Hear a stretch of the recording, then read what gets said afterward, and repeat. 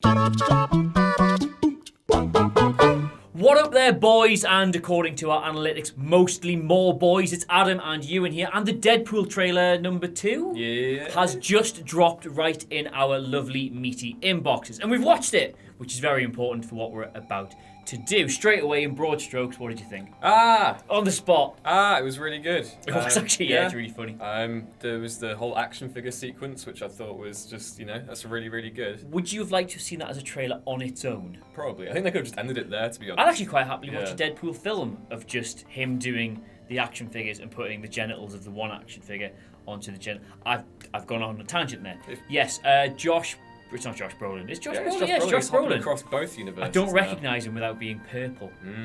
Would this technically mean, and I'm going to get completely off topic already here, would this technically mean if they're going to fold the whole X-Men side of the Fox thing, I didn't even think does that mean he would have to play Cable and Thanos? He could probably. I mean, Thanos has a bit of, the Brolin about him because of the face and stuff. Because it is literally Josh Brolin's face. That would be awkward, wouldn't it? It would be. They could probably reference that in a fourth wall Deadpool Disney hodgepodge. I am willing to put cash money on there being a reference in the Deadpool film to the fact he looks a lot like Thanos. I hope so. I wouldn't put it past them. What do we know about the story? It's basically got Cable. Obviously, Cable's coming back, so it's all about Cable. Zazie Beetz' Domino is going to be in it.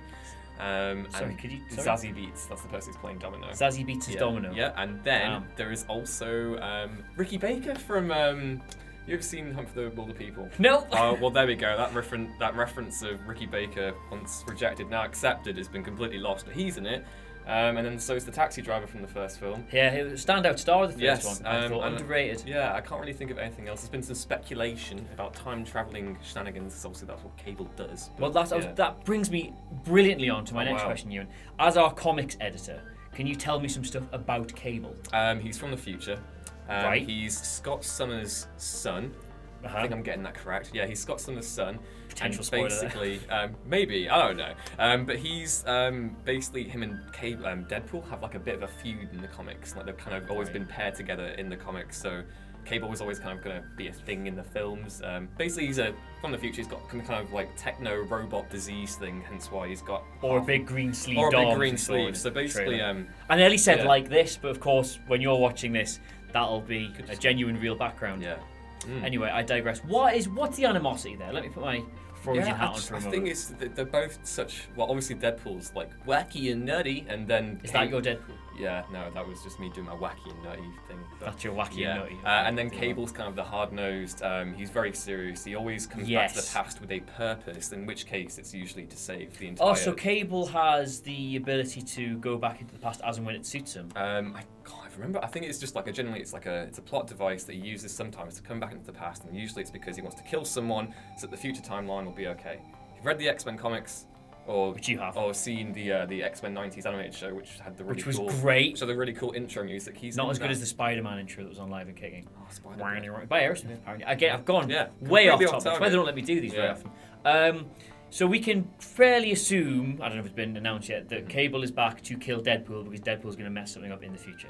Would that be a fair assumption? I never even thought of that. That's really good. That just seemed from the two tidbits of information you've given me there. That seemed a simple one to piece together. I'm quite excited about this. I'm very excited. I kind of forgot that it was coming out so soon as well because I'm in full Avengers and Black Panther mode. And Solo. And there's a lot. There's a lot going on movie-wise. Jurassic World. Oh, yeah, that too. You have to find the time to see Deadpool. But if something's important, you make the time. And this does look quite important. I don't know, is this still a Fox property? Yes. So these are from the same people who've managed to mess up every other superhero franchise going, but somehow managed to put together a perfect Deadpool movie. Yep. Right, so that's weird, because then my expectations are simultaneously very high and very low. Well, Logan was really good. And they're on a bit of a run of form as of late if you ignore X-Men Apocalypse. But I did actually in the cinemas as well as in work. Gun to your head. Is this going to be really good again? I'm kind of the weirdest takeaway from it for me is that it feels like the most X-Men-like X-Men film, but it doesn't have the X-Men in. Would you care to unpack that? So everybody like me who's just gone. It's very quintessentially 90s. So Deadpool and Cable were kind of made in that decade. I had Cable in the 90s. And my mum didn't get Sky until 2002, I think. busting out the satellite banter right now. Yeah. But yeah, like it's very much indicative and derivative of those comics from the 90s, and if you grew up with those, that's probably going to feel like your X-Men the most, as opposed to the other stories, which have kind of been like their own thing. So that's kind of the tone and vibe I get from it. But Yeah, that's me hopeful. if you're a 70s X-Men fan, you probably like Days of Future Past, which is set in the 70s. So I like Days of Future Past. I was so hungover in Days of Future Past, I cried at the end. I'm not a crier or anything like that. It's just, it was very emotional, the end. yeah, because you realised that when The Last Stand was no longer canon. Yes. Yeah, Well, yeah, that was yeah. also a reason to celebrate. But Yeah. yeah, it's just so emotional, and the hangover was really bad. And when he walked into the thing and they were all there, I was like, oh, well, that's just, oof.